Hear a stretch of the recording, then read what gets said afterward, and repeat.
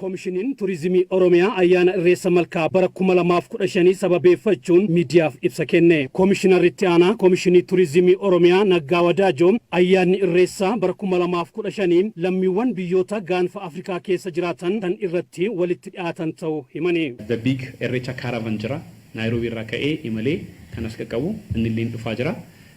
Inni kun akkuma pireesarii kan akkasii kan inni akka argaa jirtanitti karavaniin kun bora uummata Oromoo Keeniyaa keessa jiraatan muraasa amma barana kan fidaa jiru bara dhufutti garuu uummata Oromoo biyyoota garaagaraa keessatti faca'ee kan jiraatu kana haala kanaan gara kanatti ofii dandeenye ofii isaatiin turizimii bal'isuu keessatti gahee mataa isaa qabachaadha. Ayyaanni irreessaa madda galii turizimii akka ta'uuf hojjetamaa ture kan jedhan koomishinarichi sirna kabaja ayyaanichaa madda dinagdee gochuuf xiyyeeffannoon jiru cimee kan itti fufu ta'uu ibsan. Ethiopian Airlines daandiin qilleensa keenya baay'ee beekamaadha akka Afrikaatti tokkoffaarra jira akka addunyaattis sadarkaa guddaarra kan jiru waan ta'eef carraa kana maratti fayyadamnee Afrikaanota walitti qabne ummata gurraacha addunyaarra jiran walitti qabne ummata Arabaa walitti qabuu dandeenye yeroon isaas yeroo gaarii keessatti kabajama waan ta'eef qilleensa gaarii waan ta'eef carraa kana sirriitti fayyadamuun nu barbaachisa. Kana keessatti immoo abbootiin qabeenyaa garaagaraa keessumattuu daldala turizimii keessatti warra bobba'anii hojjetan yoo cimanii hojjetan